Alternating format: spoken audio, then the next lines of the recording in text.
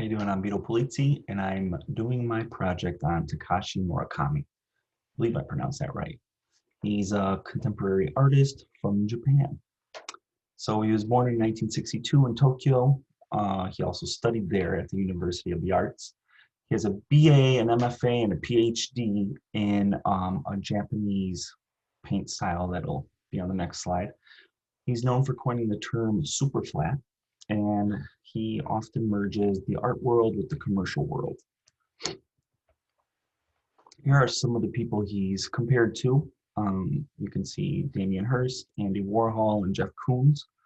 They're all people who kind of took pop culture and like hyperinflated it to the point where it was like satirical, but also said something meaningful.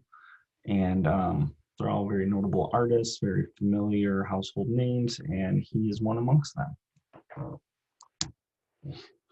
So the Smiling Flowers is one of his signature designs. A lot of his work is inspired by that major that I was talking about, the Nihonga, along with his influences in manga and anime, which are both Japanese styles of illustration and animation.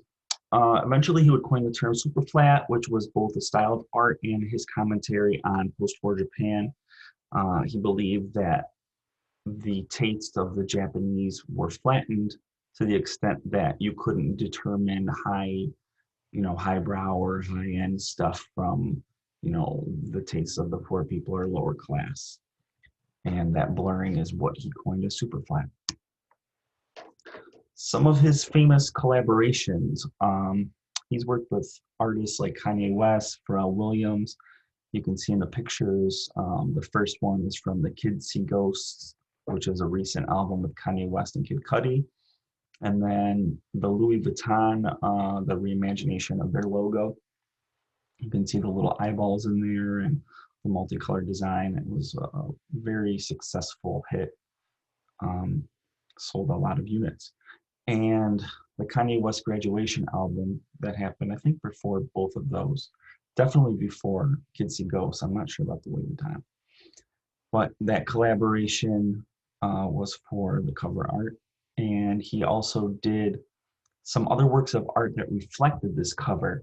So he almost like copies off of his own work and then kind of takes it off in different directions, which is interesting. He also worked with Issey Miyake and Marc Jacobs. And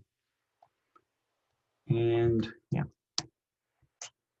So like I was saying before, he takes things and kind of blends and bends them in a way that's unconventional.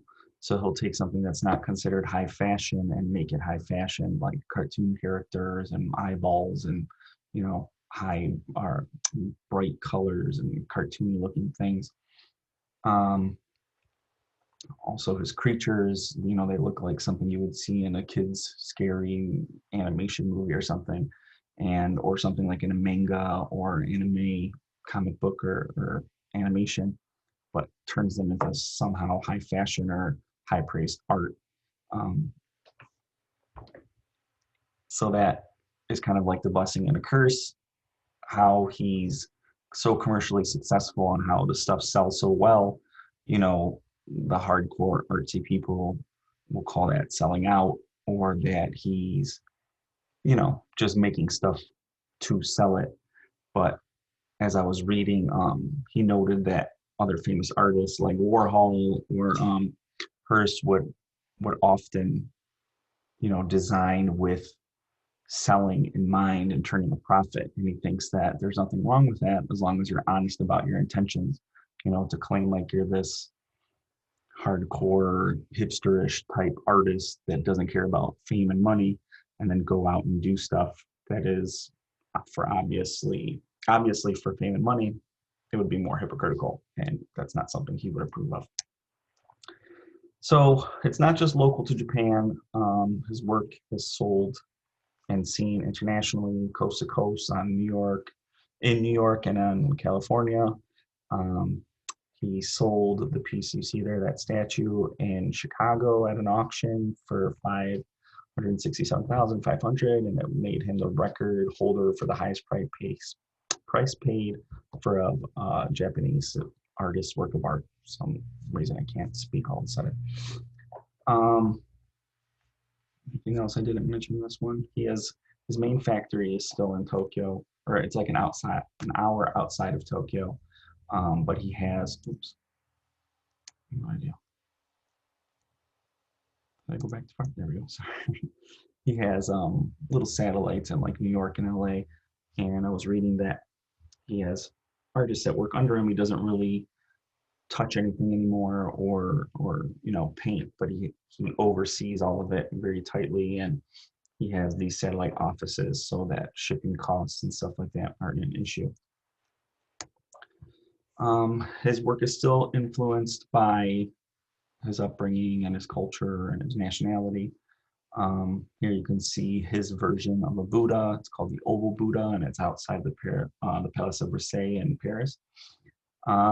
So you see the influence of manga and anime and a little bit of religion and culture coming together.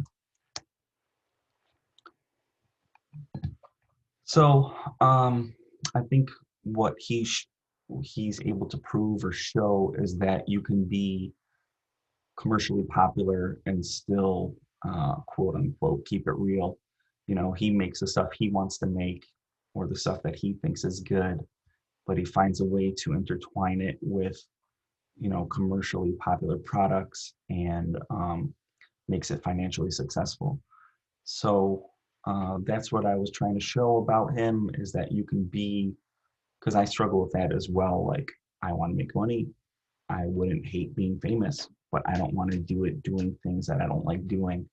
And I didn't know much about this artist other than a couple of the collabs, but going through the research project showed me, and hopefully showed others, that you could have both.